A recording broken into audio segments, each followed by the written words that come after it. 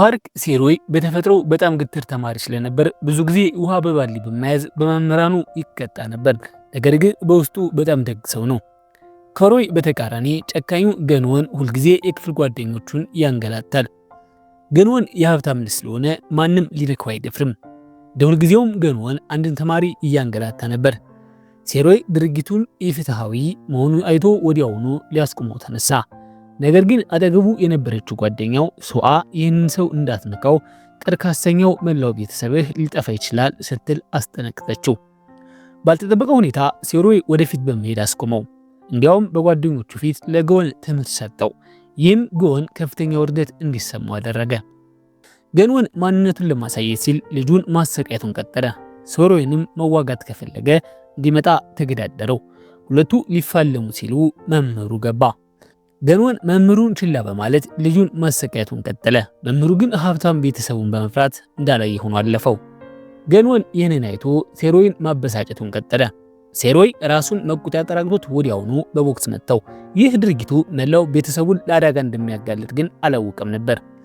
የሴሮይ አባት የሚሰራው በገንወን አባት ኩባንያ ውስጥ ነበር። አባቱ ወዲያውኑ በስራ አስኪያጁ ተጠራ። ይህ በእንዲህ እንዳለ ሴሮይ በምክትል እርሰ መምህሩ እየተደበደበ ገንወን እያየው እንዲሰቃይ ተደረገ። የገንወን አባት ሲመጡ እርሰ መምህሩ ይቅርታ ለመጠየቅ አንገታቸውን ደፋ። የሴሮይ አባትም መጣ። የገንወንን አባት ምክንያታዊ ሰው ይመስል ነበር። የሴሮይ አባት ለብዙ ዓመታት በሱ ካምፓኒ እንደሰራ ስለተረዳ ሴሮይን ከትምህርት ቤት ማባረር ወይንም ወደ እስር ቤት መላክ አልፈለገም። የሴሮይ አባት በጣም አመሰገነ።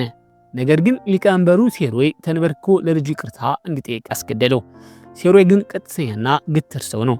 ተንበርክኮ ይቅርታ መጠየቅ ለሱ የማይታሰብ ነው። አባቴ ክብሬን ዝቅ እንዳላደርግ አስተምሮኛል አለ።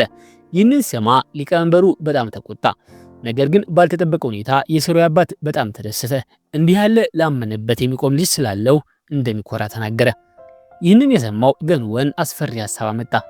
ሊቀመንበሩ ይበልጥ ተቆጣ። ወዲያውም የሴሮይን አባት ከስራ አባረረው። ሴሮይ ባደረገው ነገር በጣም ማዘነ። እጆቹን ከመጨበጥ ውጭ ምንም ሊያደርግ አልቻለም። ሁለቱ ሰዎች ወደ ሬስቶራንት ሄደው ተጫወቱ። አባቱ በልዩ ደስተኛ መሆኑን ተናገረ። ላመነበት ነገር ከቆምን ምንም የምንጸጸትበት ነገር የለም አለ። ሁለቱ ሰዎች በደስታ ጠጡ። የሚመጣውን ግን አላወቁም ነበር። በማግስቱ በማስታወቂያ ሰሌዳው ላይ ሴሮይ ከትምህርት ቤት እንዲባረር መደረጉ ተለጠፈ። አባትየው ስራ አጥ ሆነ። ልጁም ከትምህርት ቤት ተባረረ። የሴሮይ አባት የቆጠበውን ገንዘብ ሁሉ ተጠቅሞ ሬስቶራንት ከፈተ። ሱአ ብዙ ጊዜ እዚያ እየመጣች ከነሱ ጋር ትበላ ነበር። ባልተጠበቀ ሁኔታ ገንወንም ሱአን ይወዳት ነበር። ሊያሽኮረማት ቢሞክርም እሷ ግን ሴሮይን ስለምትወድ ግድ አልሰጣትም። ከዚያን ጊዜ ጀምሮ ገንወን በሴሮይ ቤተሰብ ላይ ትልቅ ጥላቻ ነበረው። በዚያ ምሽት የሴሮይ አባት በሞተር ምግብ እያደረሰ ነበር። ገንወን በመኪና መጥቶ ከኋላ ገጨው። ይህም ከተራራው ላይ እንዲወድቅ ያደረገው። የሴሮይ አባት ወዲያውኑ ህይወቱ አለፈ። ሴሮይ አንዳለኝ የሚለውን አባቱን በማጣቱ በጣም ማዘነ። አባቱን በጣም ይወዱና ያከብረው ነበር። ሴሮይ እያዘነ ሳለ ፖሊሶቹ በድንገት መጥተው ወንጀለኛው እርቅ እንደሚፈልግ ያስታውቁ። ሴሮይ ለሰው ልጅ ህይወት ክብር እንደሌላቸው ተሰማው። ሱአ መሬት ላይ የወደቁትን ፎቶዎች ስታነሳ በፎቶ ላይ ያለውን መኪና አስታወሰችው። የሰሌዳ ቁጥሩን አየችው። ገንወን ይዞት የነበረው መኪና ነበር።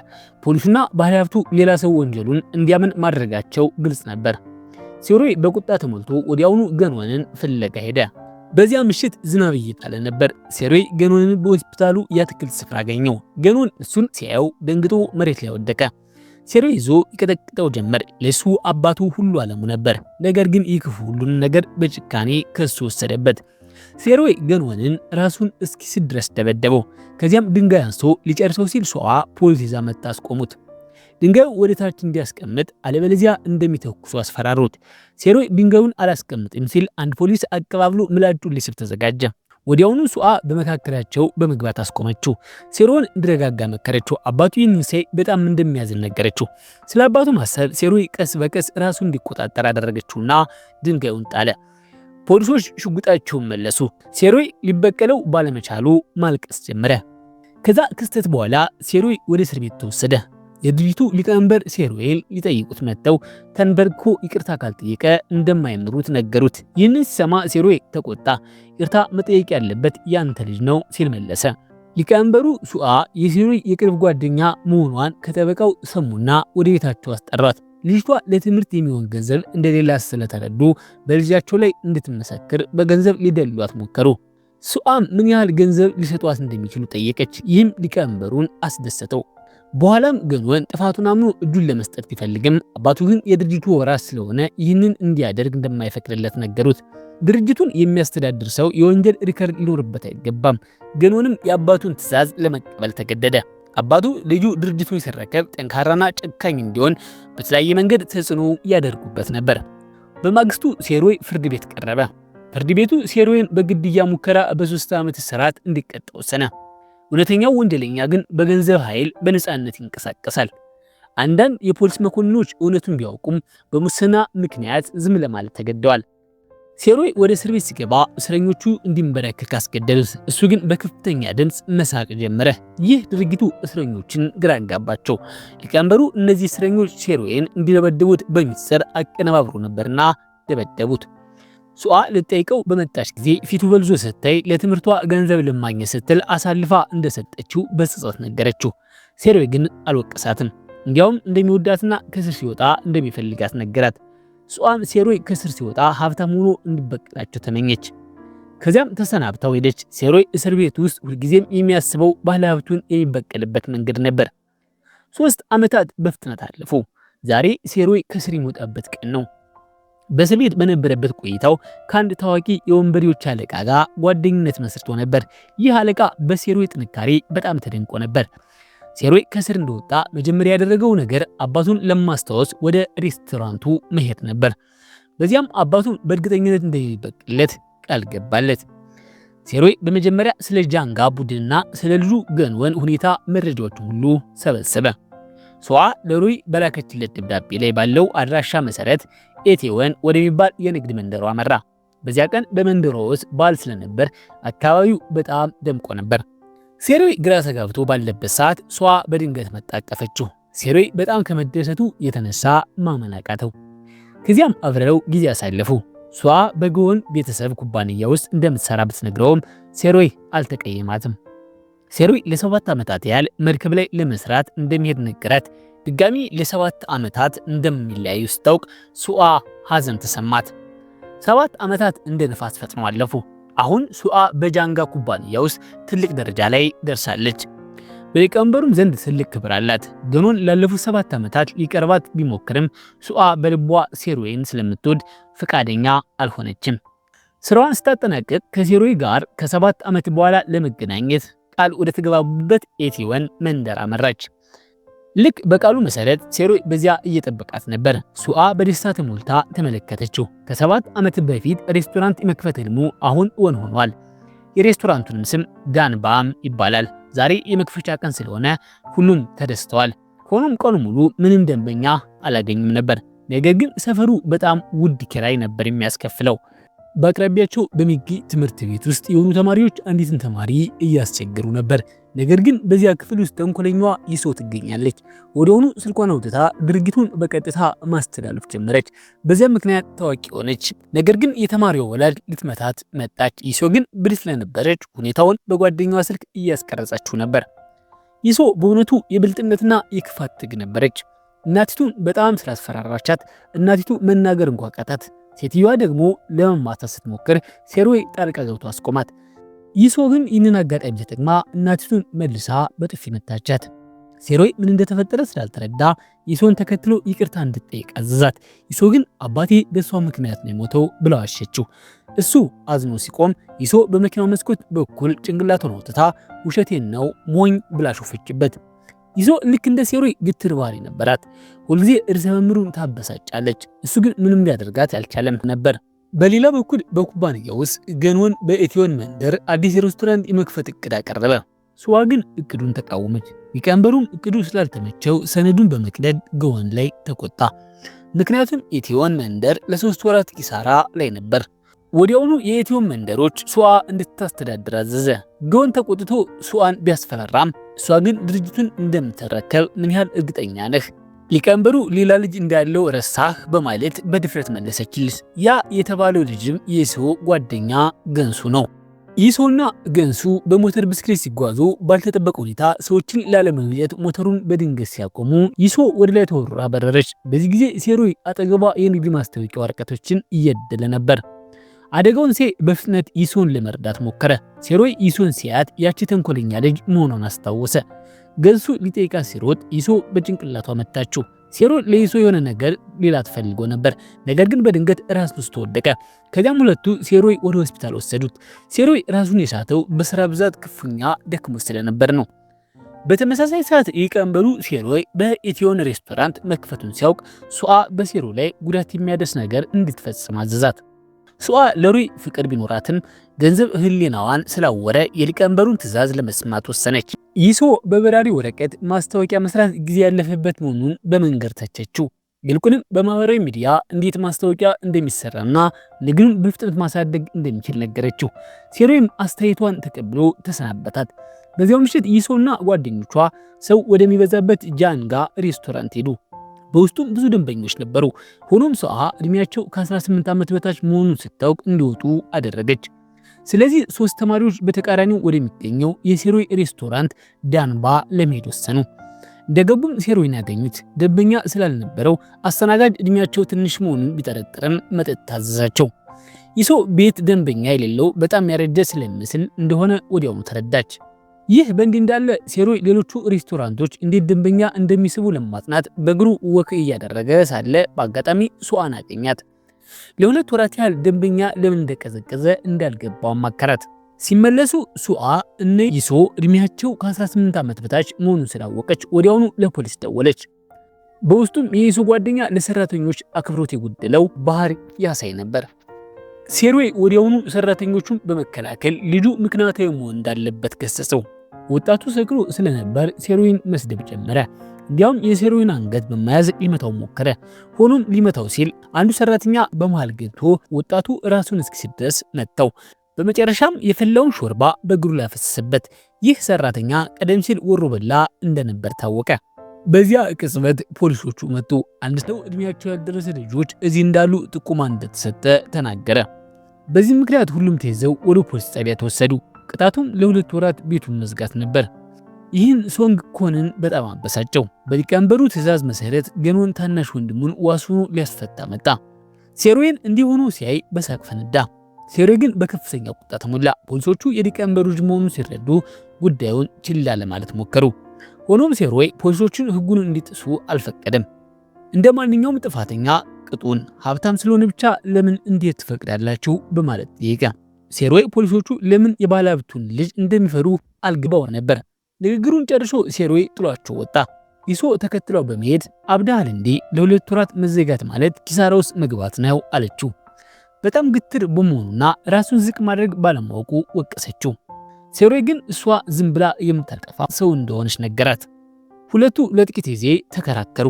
በዚህ ጊዜ ገንወን ወደፊት በመምጣት ቀደም ሲል የሴሮይን አባት እንዴት እንደጎዳው እያስታወሰ ሆን ብሎ ሊያበሳጨው ሞከረ። እንዲመታው ቢከፋፋውም ሴሮይ ካለፈው ስህተቱ ትምህርት ስለወሰደ በትዕግስት አለፈው። ገንወን ግን በትዕቢት ተሞልቶ ነበር። ሴሮይንን ገንወን አባቱን የገደለበትን የወንጀል ምርመራ ዳግም እንደሚያስነሳው ነገረው። ለፈጸምከው በደል ዋጋ እንድትከፍል አደርጋለሁ አለው። ይህንን የሰማው ገንወን ፍርሃት ሲሰማው አጠገቡ የነበረችው ሰው ደግሞ ሴሮይን የመርዳት ፍላጎት አደረባት። በቀል እንዲወጣ የተቻላትን ሁሉ ለማገዝ በልቧ ወሰነች። በዚህ ጉዳይ ምክንያት ይሶና ገኑ በትምህርት ቤት ግቢ ውስጥ በሩጫ እንዲዞሩና 100 ሪፖርቶችን እንዲጻፉ ተቀጡ።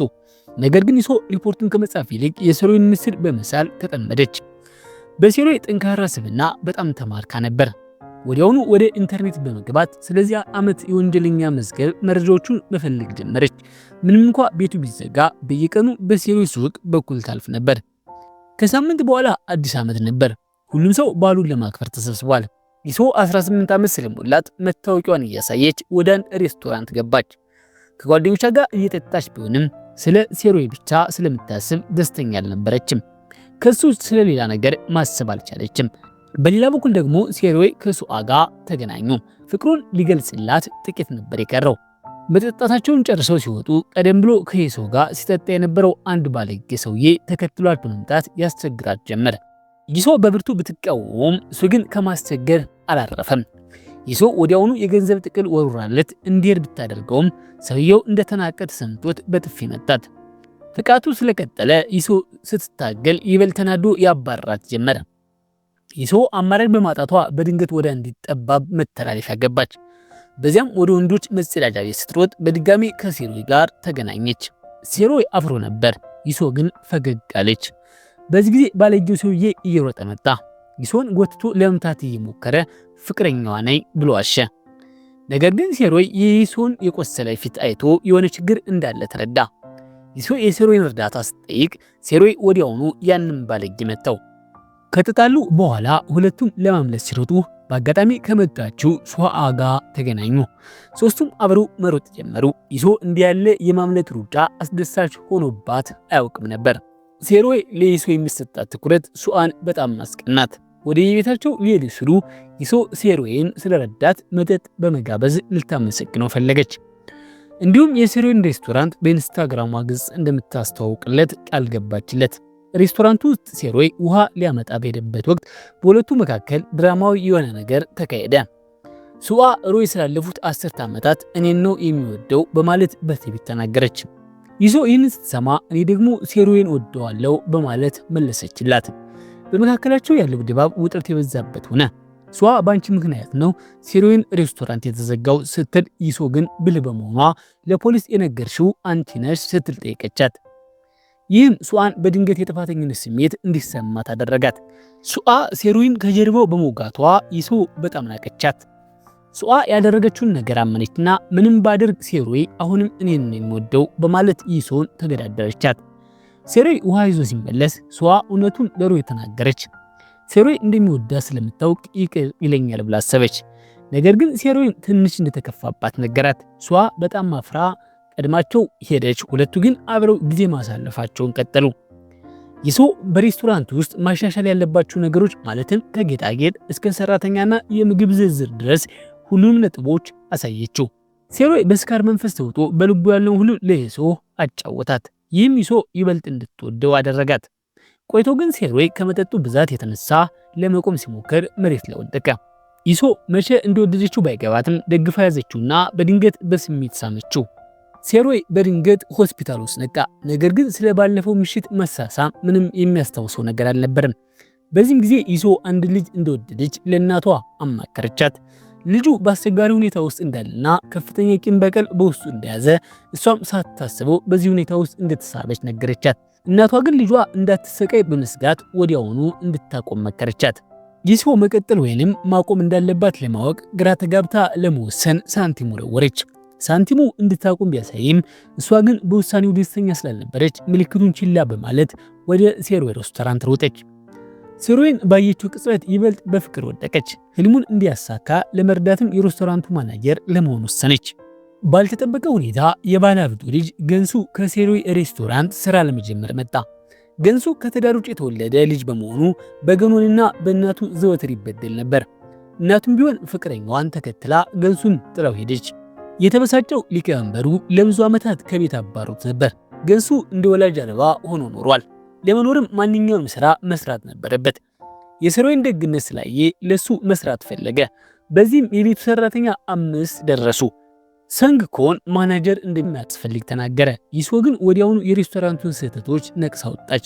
በመጀመሪያ ሰራተኞቹ ምግብ የሚያቀርቡበት መንገድ ንጽህና የጎደለው በመሆኑ ደንበኞች እንዲጸየፉ ያደርጋል። ቀጥሎ የምግብ ዝርዝሩ ግልጽ ስላልሆነና ታዋቂ ምግቦችን ስለማያካትት ደንበኞች ለመምረጥ ይቸገራሉ። በተጨማሪም ደንበኞች ፎቶ አንስተው ኢንተርኔት ላይ የሚለጥፉበት የሚስብ ቦታ የለውም። የምግብ አቀራረቡ አያምርም፣ ሲቀምሱትም አይጣፍጥም በማለት አስረዳች። ከዚያም ሴሮይ በይሶ ብላት ተደንቆ የሬስቶራንቱ ማናጀር አደረጋት። ሁሉም የእሷን ትዕዛዝ እንዲከተሉ ማዘዘ። በተመሳሳይ ሰዓት ሊቀመንበሩ አንድ ሴት ዳይሬክተር የኩባንያውን አክሲዮን በብዛት እየገዙ እንደሆነ ደረሰበት። ይህም ከስልጣኑ ሊያወርዱት እንደሚችሉ ስለገመተ በጭንቀት ሊያገኛት ሂዶ ስለ ድርጅቱ አዳዲስ ሀሳቦች ካሏት ጠየቃት። ይሶ የሬስቶራንቱ ስፋት ለመጨመር ግድግዳውን አፈራረሰች። በዲዛይን ችሎታዋ ቦታውን የሚስብና በጣም ውብ አድርጋ አደሰችው።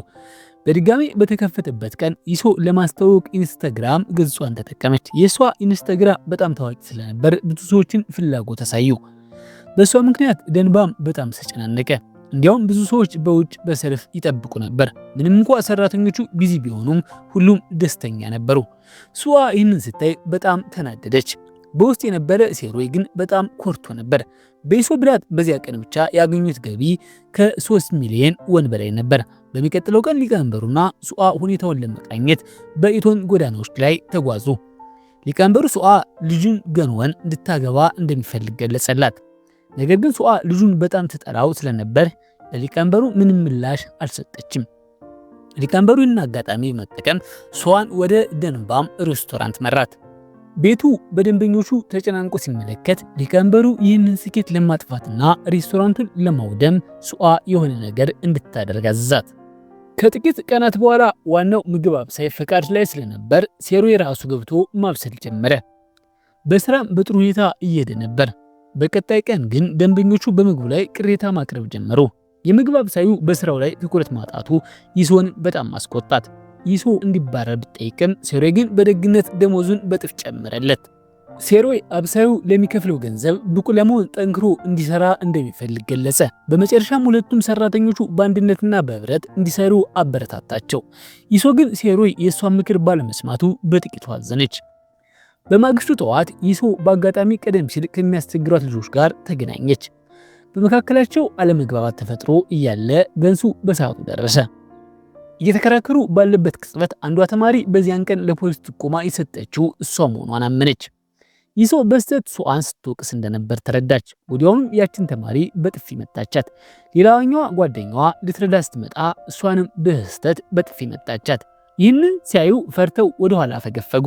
በሚቀጥለው ቀናት ይሶ የምግብ አብሳዩን ስራ በቅርበት ትከታተል ነበር። በዚህም ምክንያት ይህ የምግብ አዘገጃጀት ችሎታ በጣም ተሻሻለ። ሴሮይም በሬስቶራንት ውስጥ የነበረውን ውስጣዊ ችግር በተሳካ ሁኔታ በመፍታት ስራዋ ይበልጥ እንዲያድግ አደረገ። በሌላ በኩል መጠጥ ቤት ውስጥ ሱአ ተቀምጣ የሊቀመንበሩን ንግግር ታስታውስ ነበር። እሱም ከየትኛውም ወገን መቆም ትፈልጊያለሽ ብሎ ጠይቋት ነበር። ይህ ጥያቄ በጣም ስለከበዳት እስክትሰከር ድረስ ብቻዋን ጠጣች። ወደ ቤት ስትመለስ በአጋጣሚ ሴሮይና ጓደኞቹን አገኘቻቸው። ጉዳዩ የግል መሆኑን በመረዳት ሁሉም ጓደኞች ሄዱ። ይሶ ብቻዋን ቀረች። በስካር ስሜት ውስጥ ነበረች። ሱአ ውስጧ ያለውን ስሜት ሁሉ ለሴሮይ ዘረገፈችለት። የሱአ የሚያብለጨልጩ አይኖች የሴሮይን ልብ ነኩት። ድባቡ በድንገት ወደ ፍቅር ስሜት ተቀየረ። ሁለቱ በይሶ ፊት ሊሳሳሙ ሲቃረቡ ከንፈራቸው ሊነካካ ሲል ይሶ በፍጥነት እጇን በመጠቀም የሱአን አፍ ይዛገፋቻት። ምክንያቱም የሴሮይ ከንፈር እንዳይነካ ፈልጋ ነበር። ሱአ በጣም አፍራ ወዲያውኑ ከስካሯ ነቃች። ነገር ግን ይሶን ለማበሳጨት ስትል ከሴሮይና ከጓደኞቹ ጋር አብራ መብላት እንደምትፈልግ ደጋግማ ጠየቀች። ሴሮይ እምቢ ማለት ስላልቻለ ተስማማ። ይህም በቡድኑ ውስጥ በተለይም በይሶ ላይ በጣም የማይመች ስሜት ፈጥሮ ነበር። ሱአ የጃንጋ ግሩፕ ስኬታማ የሆነው በሬስቶራንት ሰንሰለት መልክ ስለሚሰሩ እንደሆነ ገለጸች። በተጨማሪም የምግብ አሰራሩን የፈጠረው ራሱ ሊቀመንበሩ እንደሆነና ለስኬታቸው ዋና ምክንያት እሱ መሆኑን ተናገረች። ወዲያውኑ ሴሮይ ፍላጎቱን በግልጽ ተናገረ። ዳንባም ከጃንጋ ግሩፕ የበለጠ ትልቅ የፍራንቻይዝ ሰንሰለት እንደሚያደርገው ተናገረ። ይህንን ሲሰሙ ሁሉም ተደሰቱ። መላው ቡድኑን ይህንን ህልም እውን ለማድረግ ጽዋቸውን አነሱ። ከጠጡ በኋላ ሱአና ይሶ በመጸዳጃ ቤት ውስጥ በድጋሚ ንግግር አደረጉ። ይሶ የባህሪ ችግር እንዳለባትና ሴሮይን በጣም እንደምትወደው ነገረቻት። በመንገዷ ላይ የሚቆሙ ማንኛውንም ሰው በማንኛውም ዘዴ እንደምታጠፋም አስጠነቀቀቻት። የሚገርመው ሱአም አልተበገረችም። እሷም እንደምትወደውና እስከ መጨረሻው አብረው እንደሚፋለሙ አወጀች። በሌላ በኩል በጃንጋ ሊቀመንበር ቢሮ ውስጥ ሱአ ዳንባም በጣም ስኬታማ እየሆነ መሆኑን ገለጸች። ለዚህም ዋናው ምክንያት የይሶ የአመራር ብቃትና የጥሩ አእምሮ ባለቤት መሆኗ እንደሆነ ነገረቻቸው። ሴሮይ ሬስቶራንቱን ወደ ትልቅ የፍራንቻይዝ ሰንሰለት የመለወጥ እቅድ እንዳለ ውስጥ ነግረው ሊቀመንበሩ ለወደፊት ዳንባም ለጃንጋ ትልቅ ተቀናቃይ ሊሆን እንደሚችል በመስጋት በትንሹ ተጨነቀ። በዳንባም በኩል ደግሞ ስራው እየተፋጠነ ነው። ይሶ ሬስቶራንቱን ለማስፋፋት ተጨማሪ ሰዎችን ለመቅጠር አቅዳለች። እሷም ደሞዝ ከመቀበል ይልቅ 20% ኮሚሽን ለመቀበል ተስማማች። በሚያሳዝን ሁኔታ የይሶ እናት ልጇ ከኮሌጅ አቋርታ ሬስቶራንት ውስጥ እንደምትሰራ ባወቀች ጊዜ በጣም ተቆጣች። ይሶ ግን ሴሮይን እንደምትወደውና ቢከስርም እንኳ ለስኬት መጣር እንደምትፈልግ ገለጸች። እናትና ልጁ መግባባት ስላልቻሉ ይሶ ቦርሷን ይዛ ከቤት ወጣች። በድልድይ ላይ በሐዘን ቁማ እያለ ሴሮይ እየወረጠ መጣ። እናቷ ከቤት እንዳባረረቻት ሲረዳ ያን ያህል ከሱ ጋር ለመስራት በመሄዷ በጣም አመሰገናት። በሌላ በኩል ደግሞ አዘነላት። በራሱ የዋህነት መንገድ ሲያጽናናት ይሶ በጣም ደስተኛ ሆነች። ሁለቱም ሬስቶራንትን ወደ ከፍተኛ ደረጃ ለማድረስና ከጃንጋ ግሩፕ የሚበልጥ የፍራንቻይዝ ሰንሰለት ለማድረግ ቃል ገቡ። እስከ ንጋት ድረስ ለወደፊት እቅዳቸው በድልድዩ ላይ ሲነጋገሩ አደሩ። የሬስቶራንቱ ስራ ከቀን ወደ ቀን እያደገ በመምጣቱ ተጨማሪ ሰራተኞችን መቅጠር አስፈለገ። ይሁን እንጂ ለቃለ መጠየቅ የመጡት እጩዎቹ በሙሉ ለስራው ብቁ አልነበሩም። ቆየት ብሎ አንዲት በጣም ቆንጆ ወጣት ለስራ መለከተች። ሴሮይና ሌሎቹ ሰራተኞች እሷን በማየታቸው በጣም ተደስተው ነበር። ነገር ግን ይሶ ወዲያውኑ ውድቅ ስላደረገቻት ተከፉ። በቃለ መጠየቁ መጨረሻ ዮኒ የተባለ የፖላንድና የኮሪያ ዝርያ ያለው ወጣት መጣ። ይሶ ሁኔታው ጥሩ ሆኖ ስላገኘው ወዲያውኑ ተቀጠረ። ይሶ ዳምባም ይበልጥ እንዲጠናከር ስለፈለገች ለቴሌቪዥን ጣቢያ ደውላ ቃለ መጠየቅ እንዲያደርጉ ጠየቀችው። እነሱም ባልተጠበቀ ሁኔታ በሳምንቱ የቀረጻ ፕሮግራም እንዲኖረው ተስማሙ። ሴሮይ በዚህ ዜና በጣም ተደስቶ ለሷ ነገራት። ሁለቱ አብረው እየተጓዙ ብዙ ተጫወቱ። ገኖን ይህንን በማየቱ በቅናት ተቃጠለና ለሊቀመንበሩ ነገረው። ሊቀመንበሩ ሴሮይ ጠንካራ ፍላጎት ያለው ሰው መሆኑን ስለሚያውቅና እንዲህ ያሉ ሰዎችን ስለሚፈራ የሴሮይን ዳምባም ሬስቶራንት ለማጥፋት እቅድ አወጣ። በማግስቱ ሴሮይ የቀረጸው ዝግጅት ለመነጋገር ወደ ቴሌቪዥን ጣቢያ መራ። በዚያም ገኖንን አገኘው። ገኖን ያለውን ተጽዕኖ በመጠቀም ዳምባም ከቀረጻ ፕሮግራሙ እንዲሰርዝ አደረገ። ሴሮይ መረጃውን ለገኖን የሰጠችው ሶአ እንደሆነች ተረዳ። ገኖን ሴሮይን ለሽንፈት እንደሚዳርገው ቢዝትበትም ሴሮይ ግን የገኖን ኩባንያ እንዲፈርስ እንደሚያደርግ መለሰለት። የቀረጻው ፕሮግራም በመሰረዙ ሴሮይ በጣም ማዝኖ ነበር። ይሶ ግን አጠገብ ሆና አበረታታችው። በመንገድ ላይ ሲጓዙ ሶአም ቢያገኛቱን ሴሮይ በንዴት ችላ ብሏት አለፈ። ነገር ግን ይሶ በዚያ ቀን ለፖሊስ የደወለችው ሱአን እንዳልሆነች እውነቱን ለሴሮይ ነገረችው። ሴሮይ ይህንን ሲሰማ ሱአን ይቅርታ ለመጠየቅ እየሮጠ ሄደ። በአውቶቡስ ማቆሚያ ላይ አገኛትና እጇን ይዞ የጃንጋን ቡድን በቅርቡ ድል እንደሚያደርገውና እሷም ከዚያ በኋላ እንደማትሰቃይ ቃል ገባላት። ሱአ ከሄደች በኋላ ሴሮይ የጃንጋን አክሲዮን ሲከታተል የነበረው ሚስጥራዊ ሰው ወዲያውኑ ደውልለት። ግለሰቡም የሴሮይ አክሲዮን ዋጋ ከ10 ሚሊዮን ወን በላይ መሆኑን ገለጸለት። ሴሮይም የቀሩትን የጃንጋ አክሲዮኖች በሙሉ እንዲገዛ አዘዘ። ረዳቱ ለሊቀመንበሩ ሴሮይ ብዙ አክሲዮኖችን እንደገዛ ሲነግረው ሊቀመንበሩ ደነገጠ። ሴሮይ አክሲዮኖችን የገዛው ከ8 ዓመት በፊት ገኖን በፈጸመው ቅሌት ምክንያት የኩባንያው አክሲዮን ዋጋ ክፉኛ ወርዶ በነበረበት ወቅት ነበር። አሁን ሴሮይ የጃንጋ ግሩፕ ሶስተኛው ትልቁ ባለ አክሲዮን ሆኗል። ሊቀመንበሩ ይህንን ሲሰማ በድንጋጤ ሳቀ። ሴሮይ እንዲህ ብል ይሆናል ብሎ አልገመተም ነበር። ሊቀመንበር ጃንግ ወዲያውኑ ሴሮይን ለማግኘት ወደ ዳንባ ሄደ። ሴሮይን እንደ ዶሮ ቆጥሮት ነበር፣ ነገር ግን ቀበሮ ሆኖ አገኘው። ሴሮይ የአባቱን የኢንሹራንስ ገንዘብ በሙሉ አባቱን በገደለው ሰው ኩባንያ ላይ አፍስሶታል። ሴሮይ ግን ሊቀመንበሩን በክብር ተቀበለው። ሊቀመንበሩ ምግቡን እየበላ ለምን ይህን ያክል አክሲዮን ገዛ ብሎ ጠየቀው። ሁሉም ሰው ሴሮይ ይህን ያህል ገንዘብ እንዳለው ሲያውቅ ደነገጠ። ሴሮይ ኩባንያው የመረከብ እቅዱን ደብቆ አቅም ስላለው ነው የገዛውት ብሎ ዋሸ። ሊቀመንበሩ ምግቡን ከበላ በኋላ ስለ ሴሮይ አባት አንስቶ ተስፋ ቁረጥ፣ አለበለዚያ ክፉኛ ትሸንፋለህ ብሎ አስፈራራው። የሞተ አባቱ ሲነሳ ሴሮይ ስሜቱን መቆጣጠር አቅቶት የበቀል እቅዱን በቁጣ ተናገረ። ሊቀመንበር ጃንግና ገንወን አባቱን በመግደላቸው ዋጋቸውን እንዲከፍሉ እንደሚያደርግ ጮኸ። በዚያን ጊዜ ይሶይ ሴሮን ምን ያህል ጎበዝና ደፋር እንደሆነ ተረዳች። ሴሮይም ከእስር ቤት ጀምሮ ሲረዳው የነበረው ጓደኛው የሆጂን መሆኑን ገለጸ። ሆጂን ያኔ በትምህርት ቤት በገሆን ሲበደል ሴሮይ የረዳው ተማሪ ሲሆን ውለታውን ለመመለስ የፋይናንስ ባለሙያ በመሆን የሴሮይን የ100 ሚሊዮን በ10 ዓመት ውስጥ ወደ ግዙፍ ሀብት ቀይሮታል። ሁለቱ በመቀጠል የጃንጋን ዳይሬክተር አገኙ። ሴሮይ ዳይሬክተሯ ሊቀመንበሩን ከስልጣን ለማውረድ እንዲረዱት ሐሳብ አቀረበ። እሷም የሴሮይን አባት ውለታ ስላለባት ተስማማች። ነገር ግን ቅድመ ሁኔታዋ የሷና የሴሮይ አክሲዮን ተደምሮ ከሊቀመንበሩ መብለጥ እንዳለበት ነበር። ከጥቂት ቀናት በኋላ ሴሮይና ዳይሬክተር ካንግ በድጋሚ ተገናኝተው እጅ በመጨበጥ አብሮ ለመስራት ተስማሙ። በማግስቱ ዳይሬክተሯ ወደ ሊቀመንበር ጃንግ ቤት በመሄድ የቼዝ ጨዋታ ተጫወቱ። በጨዋታው መሃል ኩባንያው ለልጁ ለመስጠት ከመሞከር ይልቅ ብቃት ያለው መሪ እንዲመርጥ መከረችው። እሷ ከወጣች በኋላ ግን ከጻፊ ኪም ሴሮይና ዳይሬክተሯ አብረው መሆናቸውን የሚያሳዩ ፎቶዎችን ለሊቀመንበሩ አመጣ። ሊቀመንበሩ ጃንግም ወዲያውኑ የመከላከያ ዕቅድ መውጣት ጀመረ። በሌላ በኩል ይሶ ስለ ሴሮይ ያላት አመለካከት እየተቀየረ መጣ። ምንም እንኳን ብልጥ ብትሆንም ሴሮይ ይህን ያህል ስልታዊ ይሆናል ብላ አልገመተችም ነበር። ገንሱ ስለ ሴሮይና ስለ አባቱ ጠብ ለማወቅ ቢፈልግም ይሶ መልስ አልነበራትም። ስለዚህ ገንሱ ወደ አባቱ ሮጦ ቢጠይቅም አባቱ ግን የማይረባ ብሎ ከመሳደብ ባለፈ ለጥላቴ እየሰራ ነው ብሎ አባረረው። ገንሱ በዚህ በጣም ተዋረደ። በአባቱ መሰደብ ያበሳጨው ገንሱ ይሶን ደውሎ ካገኛት በኋላ የልቡን ነገራት። ይሶን በጣም እንደሚወዳት ቢነግራትም እሷ ግን እድል የምሰጥህ የአባት ኩባንያ ነጥቀህ ስትመጣ ብቻ ነው የሚል ምላሽ ሰጠችው።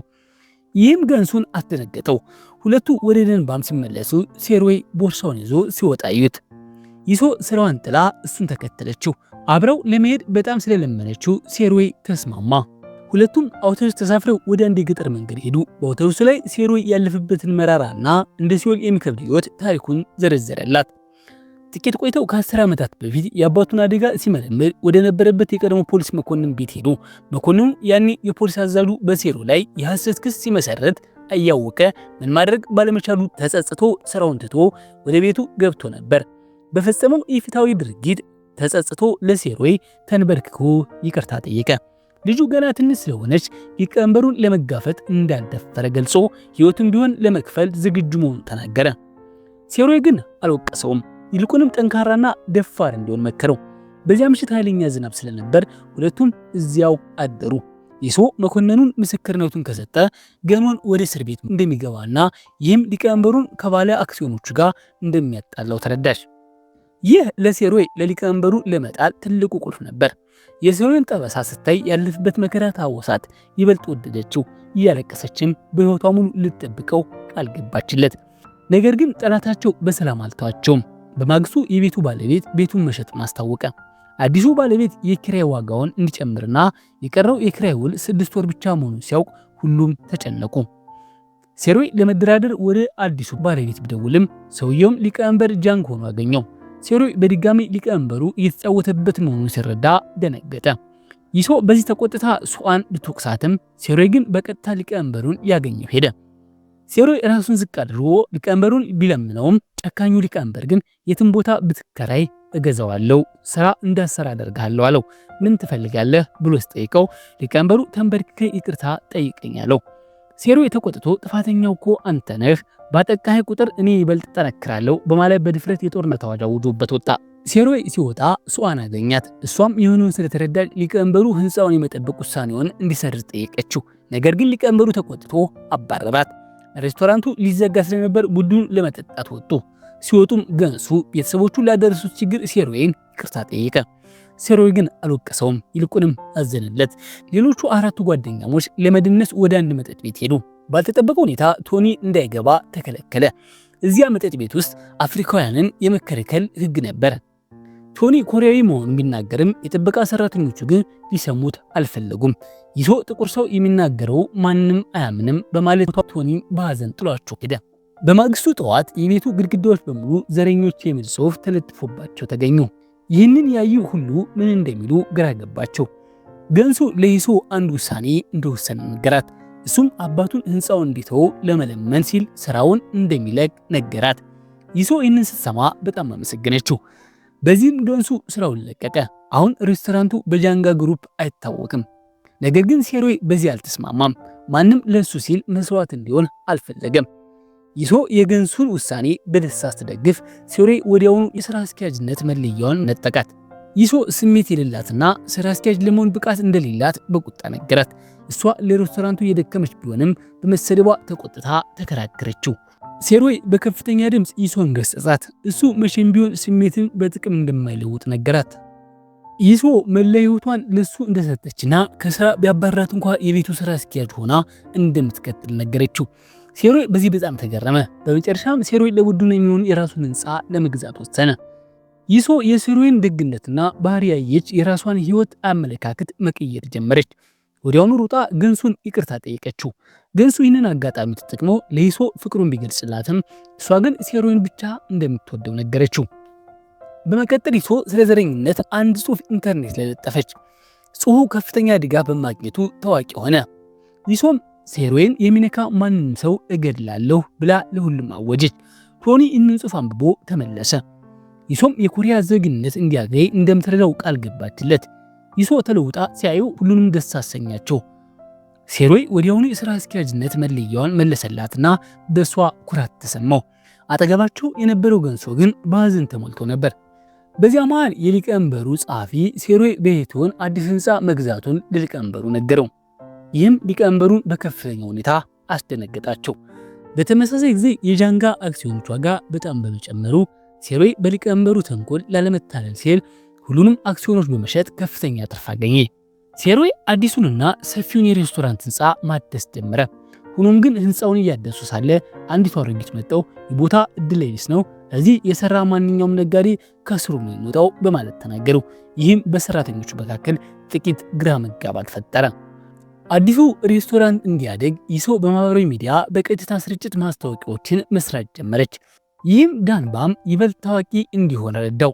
ሊቀመንበሩ የሴሮይን ስኬት ቁልፍ ይሶ መሆኗን ስለተረዳ እሷን ወደ ቤታቸው በመጥራት ግብዣ ያደረጉላት።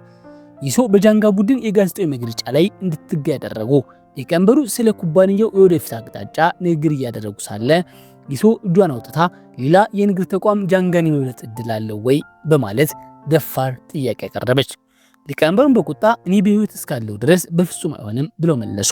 ይሁን እንጂ የይሶ ድፍረት በሊቀመንበሩ ዘንድ ትልቅ ግምት እንድታገኝ ያደረጋት። ከስብሰባው በኋላ ሊቀመንበሩ ይሶን በ5 ኮከብ ሆቴል ጋብዘው አነጋግሯት። የሷ ጭንቅላት ብቃት በጣም ከፍተኛ መሆኑን ስለሚያውቁ ከሮይ ደሞዝ በ10 እጥፍ የሚበልጥ ክፍያ በመስጠት ለጃንጋ እንድሰራ ጠየቋት። ይሶ ግን ጥያቄውን ውድቅ አደረገችው። እንዲያውም ለወደፊት ለርሶ ልሰራ እችላለሁ፣ ነገር ግን ያ የሚሆነው ዳንባም አሳድጌ ትልቅ ደረጃ ላይ ካደረስኩ በኋላ ነው ስትል መለሰችላቸው። ይህንን ንግግሯ ሊቀመንበሩ ይበልጥ አስገረማቸው። በዚህ ጊዜ ሴሮይ በጓደኛዋ በሆጂን ቤት ነበር። የንግዱ መስፋፋት ከግብር ጋር የተያያዙ ራስ ምታቶች ስላመጣበት ሆጂን ኩባንያውን ወደ አክሲዮን ማህበር የመቀየር ዕቅድ አቀረበ። ሴሮይም ከሰራተኞቹ ጋር ተወያይቶ ኢቴዎን ክላስ የሚል የቅርንጫፍ መጠሪያና አይሲ የሚል የኩባንያ ስም እንዲኖረው ተስማሙ። በሌላ በኩል የቀድሞ ፖሊስ መኮንንና ልጁ ስለ ሴሮይ ጉዳይ መረጃ ይዘው መጡ። ልጁ ድመት እያሳደደች በመጥፋቷ ሁሉም ተደናግጠው ሲፈልጓት ቢቆዩም በአጋጣሚ ዳይሬክተር ካንግን አገኘቻት። ፖሊስና ሴሮይ ልጁን ለመውሰድ ሲሄዱ ፖሊሱ ባለው ልምድ አንድ ሰው የተከተላቸው መሆኑን ደረሰበት። ወዲያውኑ ተከታዩን በመያዝ ካሜራውን ቀማው። ግለሰቡ የዳይሬክተር ካንግን እንቅስቃሴ በሚስጥር የሚከታተል ሊቀመንበሩ ቅጥረኛ መሆኑ ታወቀ። ይህም ሊቀመንበሩ ምን ያህል ጥንቁና ተንኮለኛ መሆናቸው አረጋገጡ። ሊቀመንበሩ የይሶን ማስታወቂያዎች ሲመለከቱ የእሷ ችሎታ አስፈራቸው። አሁን ሴሮይ ብቻ ሳይሆን ይሶም ለጃንጋ ትልቅ ስጋት መሆኗን ተረዱ። ጻፊያቸው በዳይሬክተር ካንግ ላይ ሲያደርጉት የነበረው ክትትል መታወቁን ቢነግሯቸውም ሊቀመንበሩ ግን ይህ ግድ የለም፣ አሁን ትልቁ ተግባራችን ይሶን ወደኛ ማምጣት ነው በማለት ወሰኑ። ይህንን የሰማችው ሱአ በከፍተኛ ሁኔታ ደነገጠች። በተመሳሳይ ሰዓት ለሴሮይ የምግብ ግብአቶችን የሚያቀርበው ያ የቀድሞ ፖሊስ መኮንን መሆኑን ሊቀመንበሩ በጻፊያቸው በኩል አወቁ። ሊቀመንበሩም ወዲያውኑ መኮንኑን በገንዘብ እንዲለሉት ትዕዛዝ አስተላለፉ። በዚያ ምሽት ሴሮይና ሱአ የፍቅር ስሜት ባለው ሁኔታ መጠጥ እየጠጡ ሳለ ሴሮይ ለሱአ ያለውን አድናቆት ገለጸላት። በማግስቱ ጠዋት ሴሮይ ወደ ሬስቶራንቱ ሲመለስ ግን ይሶ ከሱአ ጋር ግንኙነት የሚጀምር ከሆነ ስራዋን እንደምትለቅ አስጠነቀቀችው። በሌላ በኩል ሊቀመንበሩ ለሮይ ግባት የሚያቀርበው ፖሊስ መኮንን ወደ ቤታቸው አስጠሩት። ሊቀመንበሩ ሴሮይን ትቶ ከጃንጋ ቡድን ጋር ውል እንዲፈራረም በከፍተኛ ጥቅም ሊያታልሉት ሞከሩ። ሆኖም መኮንኑ ካለፈው ስህተቱ ትምህርት ወስዷል። አሁን ለልጁ ጥሩ አርያ መሆን ስለሚፈልግ ሊቀመንበሩ እጅግ አጓጉ የሆነ የሥራ ውል ቢያቀርቡለትም ዳንባም ወደፊት ጃንጋን እንደሚበልጥ አምናለሁ በማለት ጥያቄያቸውን ውድቅ አደረገ።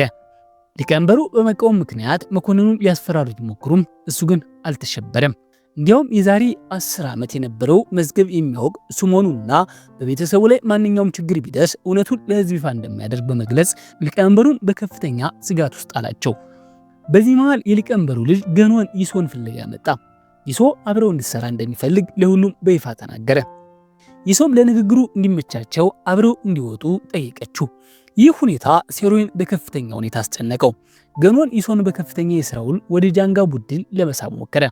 የግብይት ዳይሬክተር እንድትሆንና አሁን ከምታገኘው በ50 እጥፍ የሚበልጥ ደሞዝ እንደሚከፍላት ቃል ገባላት። ይሶ በቀረበላት ክፍያ ብትገረምም እሷ ግን ከሱ የበለጠ ብልጥ ነበረች። ይሶ በሱ የተደነቀች በመምሰል እና ያሞካሸችው ከዛሬ 10 ዓመት በፊት የሴሮይን አባት ሕይወት ላለፈበት አደጋ እውነተኛውን ታሪክ እንዲነግራት አታለለችው። ገንወንም ሳይጠነቀቅ ሁሉንም ሚስጥር ዘረገፈው። ሆኖም ይህ ሁሉ ንግግሩ በይሶ ስልክ በሚስጥር እየተቀረጸ መሆኑን አላወቀም ነበር። ይህንን ሲረዳ ስልኳን ለመቀማት ቢሞክርም ይሶ ግን ፈጣን ነበረች። እሷም ለሴሮይ ያላትን ታማኝነት በመግለጽ በማንኛውም ሁኔታ ከጎኑ እንደምትቆም በድፍረት ነገረችው። ገንወን ግን በቀላሉ ሊተዋት አልፈለገም። ይሶን ተከታትሎ በመያዝ ስልኳን በኃይል ለመቀማት ሞከረ። እሷም እርዳታ ለማግኘት ብትጮህም ገንወን በዙሪያ የነበሩ ሰዎችን ትኩረታቸውን እንዲሰጡ ለማድረግ ከፍተኛ መጠን ያለው ገንዘብ በአየር ላይ በተነላቸው። ሰዎች ገንዘቡን ለመቅለም ሲሮሯጡ ማንም ለይሶ አልደረሰላትም። ነገር ግን በትክክለኛው ሰዓት ሴሮይ ደርሶ ከጥቃት አዳናት። ሴሮይ የይሶ ፊት መጎዳቱ ሲመለከት በከፍተኛ ቁጣ ተሞላ። ይሁን እንጂ ይሶ ሴሮይን በሕግ እንዲጠይቅና በገንወን ወጥመድ ውስጥ እንዳይገባ በጊዜ አስቆመችው። ወዲያውኑ ፖሊሶቹ ደርሰው ገንወንን ይዘውት ሄዱ። ሴሮይ ላደረገችው ነገር ሁሉ ምስጋናዋን ለመግለጽ ይሶን አቀፋት። እሷም ምንም እንኳን በደረሰባት ጥቃት ህመም ቢሰማትም እንዲህ አይነት ደስታ ተሰምቷት አያውቅም ነበር። ጊዜው አሁን ነው በማለት የያዛቻቸውን የድምፅ ቅጂ በማህበራዊ ሚዲያ ላይ ለቀቀችው። ይህ መረጃ በመላው አገሪቱ ከፍተኛ መነጋገሪያ ሆነ። የጃንጋ ቡድን ስም በጣም ጠፋ። ይህም በኩባንያው ላይ ትልቅ ኪሳራ በማድረስ የአክሲዮን ዋጋው በከፍተኛ ሁኔታ እንዲወርድ አደረገው። ሊቀመንበሩ በልጃቸው በገንወን ድርጊት ተቆጥተው በቁጣ ገሰጹት። ገንወን በአባቱ ፊት በመዋረዱ በከፍተኛ የፍርሃት ስሜት ተሰማው። ይህን ሁሉ ሁኔታ የታዘበችው ዳይሬክተር ካንግ እንዲህ አይነት ብቃት የሌለውን ቤተሰብ ማገልገል እንደማትችል በልቧ ወሰነች። ወዲያውኑ ሴሮይን ለማግኘት ሄደች። ይሶ የአክሲዮን ዋጋው እየወረደ ባለበትና ባለአክሲዮኖቹ በጭንቀት ውስጥ በሚገኙበት በዚህ ወቅት ሊቀመንበሩ ከስልጣን ለማውረድ ትክክለኛው ጊዜ እንደሆነ ገለጸች። ሆኖም ይህ እቅድ እንዲሳካ መጀመሪያ የቀድሞ ፖሊስ መኮንን ቃሉን ለሕግ መስጠት አለበት። በማግስቱ ጠዋት ሴሮይና ጓደኞቹ የቀድሞ ፖሊስ መኮንን ፍለጋ ወደ ቤቱ ቢያቀኑም ሊያገኙ አልቻሉም። መኮንኑ ልጁ ለመጥፋቷ በጭንቀት ይፈልጋት ነበር። ዳይሬክተር ካንግ ልጅቷን በአንድ ወንበር ላይ ብቻዋን ተቀምጣ አገኘቻት። ልጁ አባቷ ከዛሬ 10 ዓመት በፊት በነበረው መዝገብ ላይ ስህተት መስራቱን ስላወቀች ነበር ቤቱን ጥላ ወጣች። ሴሮይ በአባቱና በልጁ መካከል ያለውን ልብ የሚነካ ሁኔታ ሲመለከት ምስክርነቱ እንዲሰጡት ከመጠየቅ ለጊዜው ተቆጠበ። ሴሮይ ሲመለስ ይሶ ሊቀመንበሩን ከስልጣን ለማውረድ ሁለተኛው አስፈላጊ ቅድመ ሁኔታ ሊቀመንበሩን ልጃቸውን ገንወንን በስህተት ለመከላከል ከመሞከሩ እንደሆነ ገለጸች። በተመሳሳይ ሰዓት ሊቀመንበሩ ከሕግ ባለሙያዎች ጋር በመሆን መፍትሄ ፍለጋ ላይ ነበሩ። ሱአ ኩባንያውን ለማዳን ሲባል ገንወን ወደ እስር ቤት መላክ እንዳለበት ሐሳብ አቀረበች። ዳይሬክተር ካንግ ሊቀመንበሩ ከከዷቸው ሊቀመንበሩ ከስልጣን እንደሚወርዱ ግልጽ ነበር። ሱአ ያቀረበችው ሐሳብ ብልሃት የተሞላበት ቢሆንም ሊቀመንበሩ ግን ልጄን ከመተው ኩባንያውን መተው ይሻለኛል በማለት በጽኑ ተቃወሟት። ሱአ ይህንን ዜና ለዳይሬክተር ካንግና ለሴሮይ አደረሰች። ሁሉም ነገር እንደታቀደው እየሄደ መስሏቸው ዳይሬክተር ካንግ ወዲያውኑ የውስጥ ስብሰባ ጠራች። ሊቀመንበሩ የቤተሰብ ስሜታቸውን በኩባንያው ላይ ጉዳት እያደረሰ ስለሆነ ከስልጣን እንዲነሱ ሐሳብ አቀረበች። ሆኖም ይሁሉ የሊቀመንበሩ የተራቀቀ ወጥመድ መሆኑን ዳይሬክተር ካንግም ሆነች ሴሮይ ገና አልተረዱም ነበር። በማግስቱ ጠዋት ሊቀመንበሩን ከስልጣን ለማውረድ የባለአክሲዮኖች ስብሰባ ተካሄደ። በስብሰባው ላይ ግን ያልተጠበቀ ነገር ተከሰተ። ሊቀመንበሩ በድንገት ስለ 10 ዓመቱ አደጋ እውነቱን በመናገር ኩባንያውን ለማዳን ሲሉ ልጃቸውን ለሕግ አሳልፈው እንደሚሰጡ አስታወቁ። ይህም በሴሮይና በዳይሬክተር ካንግ በኩል ተዘጋጅቶ የነበረው የማውረድ እቅድ ሙሉ በሙሉ እንዲከሽፍ አደረገው። ዳይሬክተር ካንግ በሊቀመንበሩ ተንኮል መሸወዷን ወዲያውኑ ተረዳች። በተመሳሳይ ሰዓት የሊቀመንበሩ ሾፌር ገንወንን እጁን እንዲሰጥ ይዞት እየሄደ ነበር። ገንወን ግን ከመኪናው ወርዶ በመሮጥ አባቱ ጋዜጣዊ መግለጫ ወደሚሰጥበት ቦታ መራ። እዚያም አባቱ ለስልጣናቸው ሲሉ እሱን አሳልፈው እንደሸጡት ተረዳ። ልጁ በሁኔታው እጅግ አዝኖ እንባውን አፈሰሰ። ሊቀመንበሩ ግን ምንም አይነት የሐዘን ስሜት ሳይታይባቸው አካባቢውን ለቀው ወጡ። እቅዱ መክሸፉን ሲያውቅ ሴሮይ በከፍተኛ ሁኔታ ተስፋ ቆረጠ። ሊቀመንበሩም ለዳይሬክተር ካንግ ስልክ በመደወል እኔን ከስልጣን ለማውረድ መሞከር ለእናንተ ግና ነው በማለት በፌዝ አናገሯት። ሴሮይ እንዲህ አይነቱ ተንኮለኛ ሰው አቅሎ ማየቱ ትልቅ ስህተት እንደነበር ተረዳ። በመጨረሻም ሊቀመንበሩ ዳይሬክተር ካንግን ከነበረችበት ከፍተኛ የስልጣን እርከን ወርደው ወደ አንድ ትንሽ ቅርንጫፍ ዝቅ ያደረጓት። ይህ ሽንፈት የዳይሬክተር ካንግን መንፈስ በእጅጉ የሰበረው ሲሆን አሁን ብቸኛው ተስፋ የሴሮይ ብርታትና ትግል ብቻ ሆኗል። በማግስቱ በተካሄደው ፍርድ ቤት ችሎት ገንወን በፈጸመው ጥፋት ተፈርዶበት ወደ እስር ቤት ወረደ። ሊቀመንበሩ ግን ለልጃቸው ከመጨነቅ ይልቅ ኩባንያቸው በመትረፉ ብቻ እረፍት ተሰማቸው። ምክንያቱም ለእሳቸው ከምንም በላይ ኩባንያው ትልቅ ቦታ አለው። ሴሮይም ወደ አባቱ መቃብር በመሄድ ለዓመታት ሲታገሉ የነበሩ የፍትህ ጉዞ ዛሬ ፍሬ ማፍራቱን ገለጸ። የአባቱን ሞት ለማስመስከርና ጥፋተኛውን ለመያዝ ሙሉ 11 ዓመታት ፈጅቶበታል። ወደ ዳንባም ስንመለስ ገንሱ ወንድሙ በታሰረበት በዚህ ወቅት ስራውን ለመልቀቅ ወሰነ። እሱም ወደ ቤተሰቡ ተመልሶ የጃንጋን ውስጥ ለመረከብ አቀደ። ይህንን ያደረገውም ይሶ ጃንጋን ከተቆጣጠርክ እድል እሰጥሃለሁ ብላ ስለነገረችው ነው። በሌላ በኩል ሱአ ገንወንን እስር ቤት ልትጠይቀው ሄዳ አባቱ የአክሲዮኑ መብቱን በሙሉ እንዲሰርዙበት ነገረችው። ገንወን አባቱ እንዲህ አይነት ጨካኝ ሰው መሆናቸውን ሲረዳ በከፍተኛ ቁጣ ተሞላ። ገንሱም ወደ አባቱ ተመልሶ ጃንጋን ለመረከብና ኩባንያውን ይበልጥ ጠንካራ ለማድረግ ቃል ገባ። ሊቀመንበሩም በልጃቸው ተደስተው ሱአ ገንሱን በጣም ጎበዝ ሆኖ እንዲወጣ እንድታሰለጥነው ትዕዛዝ አስተላለፉ። ለምግብ ዝግጅት ውድድር በሚዘጋጁበት ወቅት ቶኒ በትኩረት ማጣት ምክንያት በስህተት የከሪ ዱቄት በምግቡ ላይ ጨመረ። ሼፏ ይህንን ስታይ በጣም ተቆጣች። ያልተጠበቀው ውጤት ግን ምግቡን እጅግ ጣፋጭ እንዲሆን አደረገው።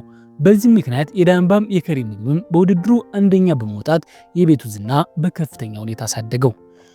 ይህ ስኬት በርካታ ባለሀብቶች የዳንባን ብራንድም ለማስፋፋት ፍላጎት እንዲያሳዩ አደረገ። ይህ ደግሞ የንግድ ስራውን በፍራንቻይዝ መልክ ለማስፋፋት ትልቅ እድል ፈጠረ። ይዞ ይህንን አጋጣሚ በመጠቀም የዳንባንም ልዩ ባህሪያት የያዘ መጽሐፍ በማዘጋጀት ባለሀብቶችን መጋበዝ ጀመረች። ይሁን እንጂ ሴሮይ ጊዜው ገና ነው በሚል ጥንቃቄ ማድረግ ፈለገ። ይዞ ግን እንዲህ አይነት ወርቃማ እድል ሁልጊዜ አይገኝም። አንድ በአንድ ከከፈትን ጃንጋን በፍጹም ልንደርስበት አንችልም በማለት ከሴሮይ ጋር በሐሳብ ተጋጨች። ሆጂን የይሶ እቅድ ትክክል መሆኑን ቢመሰክርም ባለሀብቶቹ ግን ውሳኔ እንዲሰጧቸው ይሶን ወተውቷት ነበር። ካልፈጠኑ ወደ ሌላ ሬስቶራንት እንደሚሄዱ በማስፈራራታቸው ይሶን በከፍተኛ ጭንቀት ውስጥ አሏት። በመጨረሻም ሴሮይን በጉዳዩ ላይ አሳምኖ በቅርንጫፎቹን ለመክፈት ወሰኑ።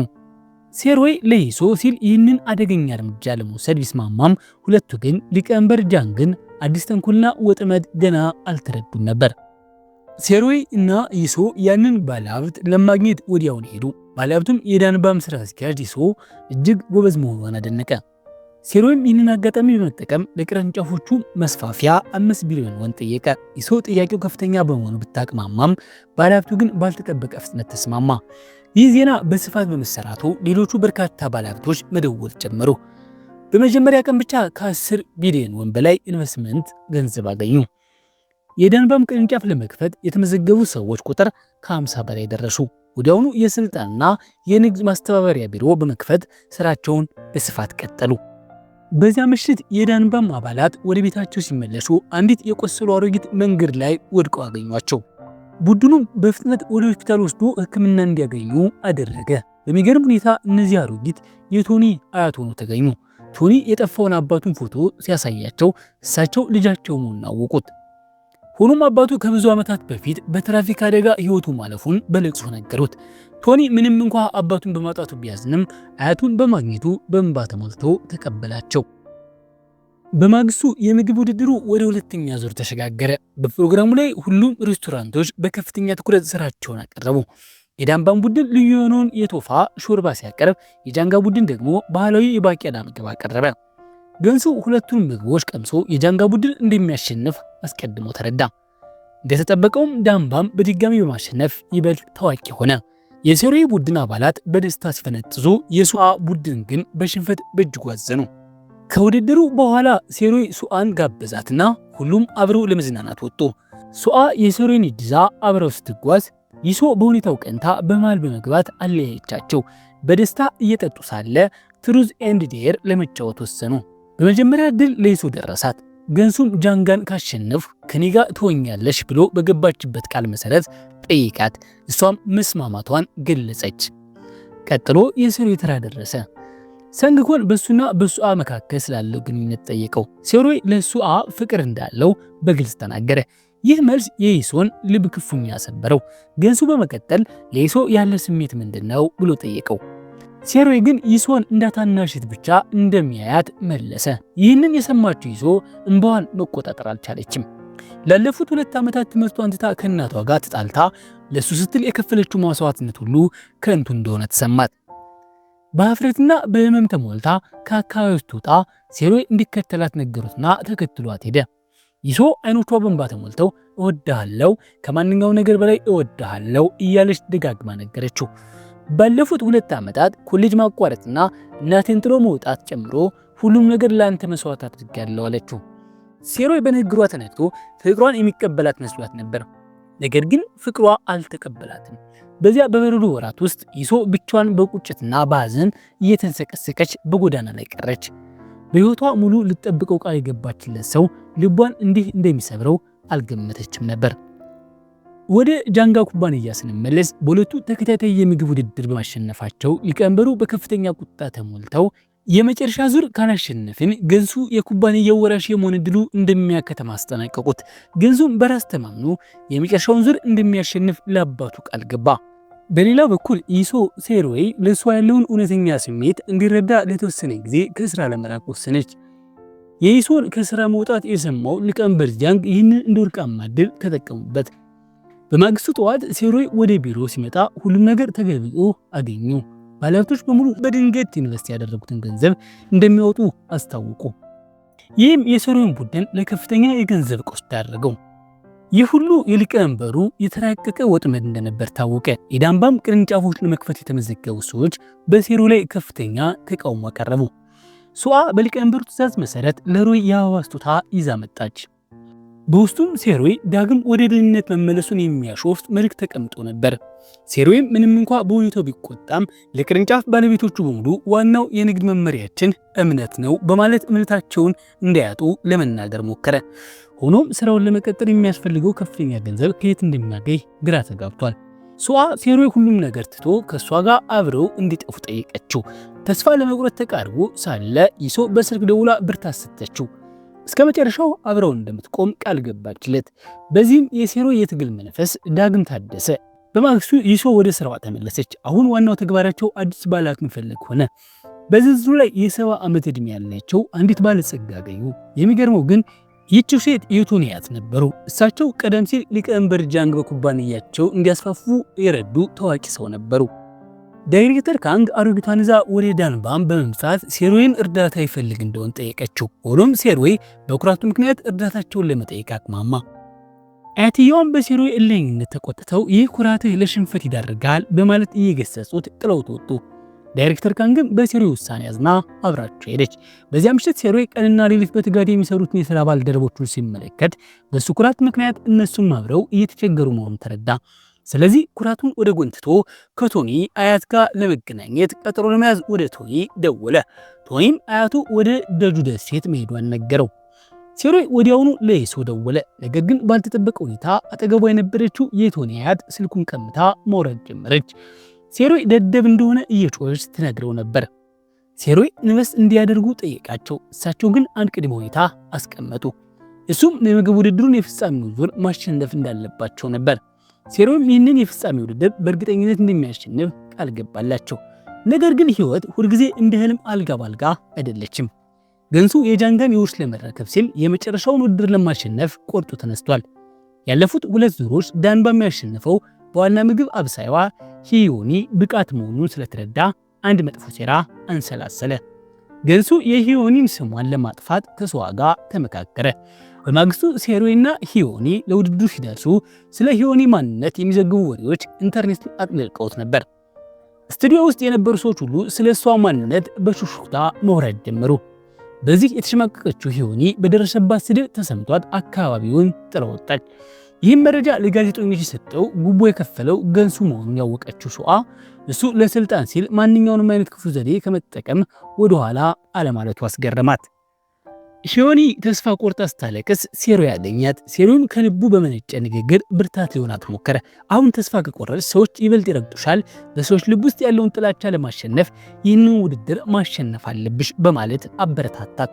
የሴሮይ ቃላት ለሂዮኒ ትልቅ ወኔ ሰጥቷት በራሷ ተማምና ወደ ውድድሩ መድረክ ለመመለስ ወሰነች።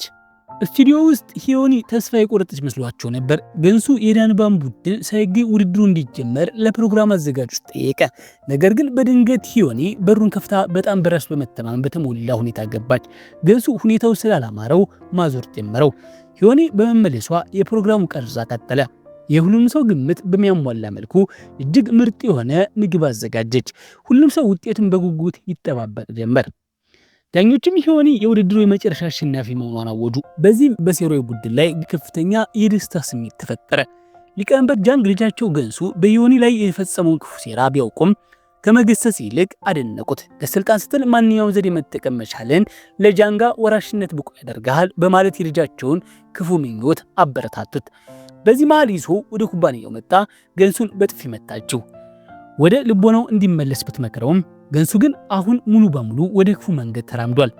ጃንጋን ከተቆጣጠሩ ይሶ ትወደኛለች በሚል የተሳሳተ እምነት ማንኛውንም ጥፋት ለመስራት ዝግጁ መሆኑን ነገራት። ይሶ በዚህ ግትር ሰው ተስፋ ቆርጣ ወደ ሴሮይ ተመለሰች። እውነተኛ ደስታን የምታገኘው ከሱ ጋር ብቻ መሆን ይበልጥ ተረዳች። ዳንባም በምግብ ውድድሩ በማሸነፍ ሴሮይና ቡድኑ ከቶኒ አያት ጋር ኢንቨስትመንት ውል ለመፈራረም ሄዱ። በዚህ ጊዜ ሴሮይ በከፍተኛ ቁርጠኝነት ሬስቶራንቱን በኮሪያ ብቻ ሳይሆን በዓለም አቀፍ ደረጃ እናስፋፋዋለን የሚል ትልቅ ራዕይ ያቀረበ። ዳንባም 30 ቢሊዮን ወን ኢንቨስትመንት በማግኘት በዜና ሲሰራጭ ገንሱ በቅናት ተቃጠለ። አሁን በልብ ውስጥ ያለው ብቸኛው ኢላማ ሴሮይን መጉዳት ብቻ ነው። ሊቀመንበሩም የልጃቸውን ለስልጣን ያለውን ጥማትና ክፋት ስለተረዱ ወደ አመራር ስብሰባው እንዲቀላቀል ፈቀዱለት። በዚያም ገንሱ የጃንጋ ኩባንያ ተተኪ ወራሽ መሆኑን ለሁሉም በይፋ አስታወቁ። ገንሱም በተጠቀመባቸው መጥፎ ዘዴዎች ምክንያት በኩባንያው ውስጥ ያለው ተሰሚነት በፍጥነት ጨመረ። የገንሱ ወራሽነት ዜና በስሌት የነበረው ወንድሙ እረፍት ነሳው። አንድ ቀን ተመልሶ ለመበቀል በርትቶ ልምምድ ማድረግ ጀመረ። 4 ዓመታት አለፉ። የሴሮይ ኩባንያ በጣም ጠንክሮ አድጓል። ይሶ ደግሞ እጅግ ውብ ሆናለች። ሴሮይ አሁን የደርዘን ትናንሽ ኩባንያዎች ዋና ዳይሬክተር ሆኗል። በስብሰባው ወቅት መሪዎቹ መፈታት ያለባቸውን ብዙ ችግሮች አቀረቡ። ባልተጠበቀ ሁኔታ ይሶ ብልህነቷን በመጠቀም በጥቂት ቃላት ሌሎቹ ዳይሬክተሮችን እንዲስማሙ ረዳቻቸው። ገንሱም ከ4 ዓመት የውጭ ሀገር ትምህርት በኋላ ተመለሰ። እቅዱን ለማቅረብ በልበ ሙሉነት በዳይሬክተሮቹ ቦርድ ፊት ቆመ። ርካሽ ቦታ ገዝቶ በማልማት ልክ እንደ ኢትዮን የንግድ ሰፈር እንደሚያሳድገው የመሬቱን ዋጋ ከፍ እንደሚያደርግና ከዚያ ሙሉንም በመሸጥ ትርፍ እንደሚያገኝ ተናገረ። ይህም ቢያንስ ጥቂት 100 ቢሊዮን እንደሚያስገኝ ይጠበቃል። ሊቀመንበሩ ይህን ሲሰሙ ወዲያውኑ ተስማሙ። ይህ የሚያሳየው ገንሱ ስልታዊ እይታ እንዳለው ነው። ሊቀመንበር ጃንግ የሴሮይ ካምፓኒ እንዲያስፈርስና ከዚያም እንዲወርስ ሾሙት። በዚህ ጊዜ የበኩር ልጃቸው ገንወን ደግሞ ከእስር ቤት ተፈታ። ነገር ግን የሊቀመንበር ጃንግ ጤና በጣም ተባብሷል። በዚህ ጊዜ በብዛት ማዞርና ራስ ምታት ጀምሯቸዋል። ዶክተሩ ሊቀመንበሩ የመጨረሻ ደረጃ ካንሰር እንዳለባቸው ተናገረ። ጨካኙ ገንሱ አባቱ ሞቶ እሱ እንዲወርስ ብቻ ይፈልጋል። ገንወን ከእስር ከተፈታ በኋላ አባቱን ለመጠየቅ ሄደ። የ4 ዓመቱ እስራት እንዲረጋጋ ረድቶታል። ገንሱ ግን ከወንድሙ የተሻለ ብቃት እንዳለው ስለሚያውቅ አባቱ ከመሞቱ በፊት ወራሽ እንዲመርጥ በግልጽ ነገረው። ነገር ግን ገንወን ተስፋ አልቆረጠም። ሴሮይ ከሰዋ ጋር ለራት ተገናኝቶ ሳለ ሆጂን በአስቸኳይ ደውሎ አስጠራው። ሆጂንም የአይሲ ኩባንያ ፕሬዝዳንት ሆነ ሳለ እንዴት ከተቀናቃይ ድርጅት ዳይሬክተር ጋር ትቀጣጠራለህ? የአባትን በቀል ረሳው እንዴ? በማለት ሴሮይን ወቀሰው። በተጨማሪም ገንወን ከእስር መፈታቱንና ሊቀመንበሩ ጥቂት ወራት ብቻ እንደሚኖራቸው ነገረው። ሴሮይ ይህንን ሲሰማ ማመን አልቻለም። ወዲያውኑ ለሊቀመንበሩ ስልክ ደወለ። በህይወት መቆየት አለብህ፣ ከኔ ጋር ለመወዳደር መኖር አለብህ እንጂ አሁን እንድትሞት አልፈልግም አላቸው። የሚገርመው ነገር በዚያ ሰዓት ሊቀመንበሩ እንዲኖር ከልብ የተመኘው ብቸኛው ሰው ጠላታቸው ሴሮይ ብቻ ነበር። ሊቀመንበሩ በዚህ ንግግር ተገርመው በደስታ ሳቁ። ሴሮይ ወደ ቢሮ ሲመለስ ይሶ በድካም ጠረጴዛ ላይ ተኝታ አገኛት። የለበሰውን ጃኬት አውልቆ አለበሳት።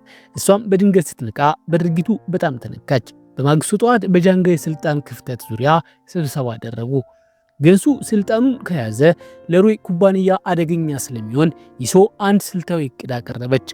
እሷም በጃንጋ ውስጥ ያላትን አክሲዮን በመጠቀም ገንሱን ከስራ አስፈጻሚነት አንስቶ እሷ በቦታው እንድትተካ ሐሳብ አቀረበች። ሁሉም በእቅዱ ተስማሙ። ከስብሰባው በኋላ ሱአ ለሴሮይ ለራት ብትጋብዘውም ሴሮይ በስራ ምክንያት ሳይቀረ ይሶ ይህንን ስታይ በቅናት ስሜት አንዳንድ ቃላት ተናገረች። ሴሮይም በሁኔታው ተረብሾ እኔ እንደ ሴት አላይሽም በማለት በድጋሚ ነገራት። ይህም ይሶን በእጅጉ አሳዘናት። ሴሮይ የይሶን ማዘን ሲመለከት የጥፋተኝነት ስሜት ተሰማው። ነገር ግን ፊት ለፊት አልተናገረም። ይሶ ግን የሴሮይ መረበስ ስታይ እሱ ለእሷ ያለው ስሜት እየተለወጠ መሆኑን በውስጧ ተረዳች። ሊቀመንበር ጃንግ የሴሮይ ቡድን እያዘጋጀ ያለውን እቅድ አስቀድመው ስትረዱ ያንን ለመመከት ዝግጅት አደረጉ። ይሶ በበኩሏ የጃንጋ ባለአክሲዮኖች ለማሳመን ሌት ተቀን ትለፋ ነበር። አብዛኞቹ ባለአክሲዮኖች በሊሶ ብቃት ቢደነቁም እሷ ግን ለስራው ካላት ከፍተኛ ጉጉት የተነሳ አፍንጫዋ እስኪደማ ድረስ ደክማ ነበር። በዚህ መሃል ሴሮይ ከሶአ ጋር ለመገናኘት ሄዶ ሶአም አሁንም እንደሚወዳት ጠይቀችው። ይሶ ሁለቱን አብረው ስታያቸው በሴሮ ላይ ከፍተኛ ቅሬታ ተሰማትና አካባቢያቸውን ጥላ ወጣች። ሴሮይ ከተላት ቢሞክርም ሶአ በራስ ወዳድነት ስሜት ያዘችው። ቆይቶ ሊደርስ ቢሞክርም ይሶ ቀድማው ወደ እናቷ ቤት ባዝን ተመልሳ ነበር። በማግስቱ የጃንጋ ባለአክሲዮኖች ስብሰባ ተካሄደ። ይሶ ታማ ቢሆንም ለመገኘት ብትታገልም በድካም ብዛት ራሷን ስተወደቀች። እሷ በሌለችበት በተካሄደው ስብሰባ የሥራ አስፈጻሚነት ሹመት ውድቅ ተደረገ። የሊቀመንበሩ ወገን ሙሉ በሙሉ አሸነፈ። ሴሮይ ግን ስለ ስብሰባው ውጤት ሳይጨነቅ ይሶን ለመጠየቅ ወደ ሆስፒታል ሮጠ። ይሶ በሆስፒታል ሆኖም ሳለ ቀጣዩ ፕላን ቢ ስታወራ ሴሮ በሁኔታው አዝኖ እረፍት ካላደረግሽ ከሥራ አባርሻለሁ በማለት አስጠነቀቃት። ሴሮይ ከሆስፒታል ሲወጣ ሰንግችል ተከትሎት በመምጣቱ ሴሮይ ምን ያህል ሞኝ እንደሆነና ለሶአ ያለው ፍቅር አይኑን እንደጋረደው ነገረው። እነዚህ ቃላት ሴሮይ ለዓመታት ለሶአ የነበረው ስሜት ስህተት ሊሆን እንደሚችልና እውነተኛ ስሜቱ ወደ ማን እንደሆነ እንዲያስብ አደረጉት። ሴሮይ ለይሶ የአንገት ሐብል ገዝቶ ወደ ሆስፒታል ቢመለስም ገብቶ ለመስጠት ድፍረት አጥቶ ደጃፍ ላይ ቆመ። በዚያው ቅጽበት ገኖን በሴሮይ ቡድን ላይ ጉዳት ለማድረስ የጥፋት ቡድኖችን በገንዘብ እየቀጠረ ነበር። ሴሮይ የይሶን ስራዎች ለመሸፈን ተጠምዶ ነበር። የይሶን የሰነድ መሰባሰቢያ ሲከፈት በአጋጣሚ ሙሉ ማስታወሻ ደብተሯና ይሶ የሳለችውን የሱ ምስል አገኘ። በዚህ ጊዜ ይሶ ለሱ ያላትን ጥልቅ ፍቅር ተረዳ። በድንገት እሱም እሷን በጣም እንደሚወዳት ተገነዘበ። ሴሮይ ወዲያውኑ ወደ ሆስፒታል ሮጠ። ለይሶ ያለውን ፍቅር ለመግለጽ በፍጥነት እየነዳ ሄደ። ሆስፒታል የነበረችው ይሶ ደግሞ ሴሮይ የሰጣትን የአንገት ሐብል አገኘች። ሴሮይ ለሷ ስሜት እንዳለው ስታውቅ በጣም ተደሰተች። በዚህ ቅጽበት ግን የሐሰት ዶክተሩ ወደ ክፍል ገብቶ የመርፌ ሰዓት መድረሱን ነገራት። ሴሮይ የልቡን ለመናገር በፍጥነት ወደ ሆስፒታል ሲመለስ ያገኘው ግን የተመሰቃቀለ ክፍል ብቻ ነበር። ይሶ በሐሰተኛ ሐኪም ታፍላ ተወስዳለች። ብቻና የሚል መልእክትና የይሶ የታገተ ምስል በስልኩ ተላከለት። ሴሮይ እሷን ለማዳን በመኪና ሲገሰግስ ገንሱ የሆነ ነገር መፈጠሩን ተረድቶ ተከተለው። ጫካ ውስጥ በሚገኝ ቦታ ላይ ገኑን ሁለቱንም ለማጥፋት ወሰነ። መኪናውን ገንሱን ሊገጨው ሲመጣ ሴሮይ እሱን ለማዳን በመሃል ገብቶ በከባድ ሁኔታ ተገጭቶ ገደሉ ተወረወረ። ሴሮይ በሕይወትና በሞት መካከል ሆኖ የሚጸጸተው ለይሶ ያለውን ፍቅር በጊዜ ባለመግለጹ ነበር። ገንሱ አምቡላንስ ለመጥራት ቢሞክርም ገኖን ሰዎችን ላከበት። እንደ ድሮ ገንሱ ሁኔታውን ለሶንግኮን በስልክ ለመናገር በቅቷል። ወንጀለኞቹ ግን ገንሱን መተው ራሱን እንዲስት ካደረጉ በኋላ ይሶ ካለችበት ቦታ አብረው ጣሉት። ገኖን ሴሮይ የሞተ መስሎት ነበር። ነገር ግን የጋንግስተር ቡድኑ መሪ መሞቱን ለማረጋገጥ ሰው ላከ። በዚህ ጊዜ አምቡላንስ ድምፅ በመስማታቸው ወንጀለኞቹ በፍጥነት አካባቢውን ጥለው ጠፉ። ሴሮይ ወደ ሆስፒታል ተወሰደ። ይሶ የት እንዳለች ባለመታወቁ ሁሉም በከፍተኛ ጭንቀት ውስጥ ነበሩ። የቀድሞ የፖሊስ መኮንን የደህንነት ካሜራውን ተመልክቶ ሁኔታው እገታ መሆኑን ወዲያውኑ ተረዳ። በሴሮይ ስልክ ላይ ያልታወቁ መልእክቶች ኖራቸውን ቢያይም ለፖሊስ ማሳወቁ ታጋቾቹን ለአደጋ ሊያጋልጥ ስለሚችል ሰንግኮን ጉዳዩን በራሱ ለመጨረስ ወሰነ። በሌላ በኩል ገኖን ሁለቱ ታጋቾች እያሰቃየ ባለበት ወቅት ይሶ ማስፈራራቱን ገንሱን በከፍተኛ ሁኔታ አስቆጣው። ይሶ የተሸበረችና አቅም ያጣች በመምሰል ገኖንን ብታታልለውም እሱ ከአካባቢው እንደራቀ ግን በፍጥነት ወደ ቀድሞ ጥንካሬዋ ተመልሳ የታሰረችበትን ገመድ መፍታት ጀመረች። በዚህ መሃል ሰንግኮን ገኖን ወደ ቀጠረችው ወንጀለኞች አለቃ በመሄድ ድርጊቱ እንዲያቆሙ ሊለምንም እነሱ ግን ሊሰሙት አልፈለጉም። ሰንግኮን ይህን አጋጣሚ በመጠቀም ለፖሊስ ደውሎ ሁሉም በቁጥጥር ስር እንዲውሉ አደረገ። ይሶ እስከ ጠዋት ድረስ ደክማ የታሰረችበትን ገመድ በመቁረጥ ገንሱን ፈታችው። ሁለቱም ተባብረው ለማምለጥ ተዘጋጁ። በተመሳሳይ ሰዓት ሴሮይ አሁን ኮማ ውስጥ ነበር። በህልሙም ከሟቹ አባቱ ጋር ወደ ሌላኛው ዓለም በሚያሻግረው ድልድይ ላይ ተገናኙ። አባቱ ህይወት ከበደህ ከኔ ጋና ቢለውም ሴሮይ ግን ለይሶ ገና ብዙ ዕዳ እንዳለበትና ሊተዋት እንደማይችል በመግለጽ አባቱን ተሰናበተው። ከዚያም ሴሮይ በድንገት ከነበረበት የህልም ዓለም ነቃ። ለህይወት ያለው ብርቱ ፍላጎት ከሞት አፋፍ መለሰው። ሆኖም ከአባቱ ጋር በህልሙ መለየቱ የፈጠረበት ስሜታዊ ስቃይ እጅግ ከባድ ነበር። ገኖን በስልኩ ለአባቱ ደውሎ የደረሰበትን የስነ ልቦና ቀውስ ገለጸ።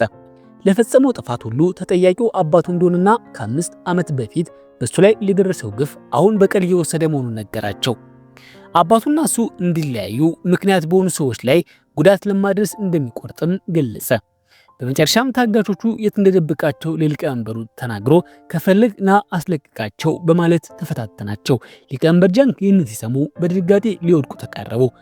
ልጃቸውን ያስተማሩት ክፋት አሁን በእሳቸው ላይ ተመልሶ መጣ። ከስልኩ በኋላ ገኖን ወደ ታጋቾች ቦታ ተመለሰ። ገንሱ በድንገት አድብቶ በመጠበቅ ገኖንን መታው።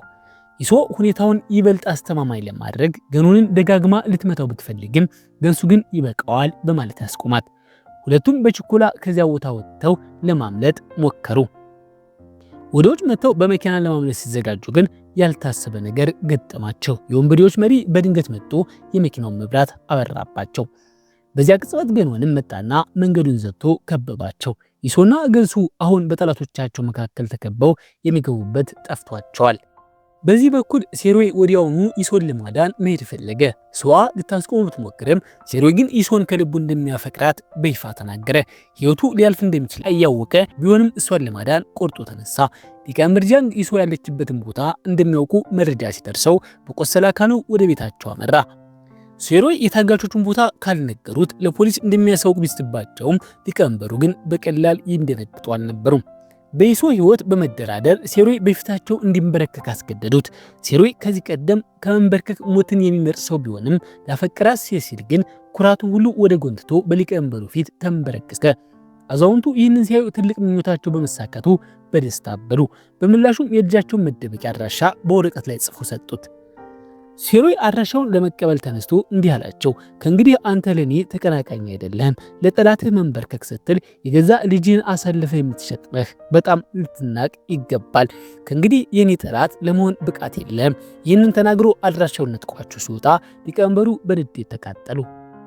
በዚህ በኩል ወንጀለኞቹ ሁለቱን ሰዎች ከበው ለመግደል እየተዘጋጁ ነበር። ይሶ ወደኋላ አፈግፍጋ አካፋ ነሳች። ገንሱ ደግሞ እግሩ ስር የነበረውን የብረት ዘንግ አነሳ። ይሶ እስከ 3 ቆጥራ አብረው እንዲፋለሙ ቢታዘዝም ቆጥራ እንደጨረሰች ግን አካፋውን ጥላ በመሮጥ ገንሱን ለብቻው ትታው ሄደች። ገንሱ ይሶን ስለሚወዳት የቀረውን ኃይሉን ተጠቅሞ ወንበዴዎቹን ለመከላከል ሞከረ። አለቃው ግን ገንሱን ሊገድለው ሲል ገኖን አስቆመው። ጥቂትም ቢሆን ለወንድሙ ርኅራኄ ያሳየ።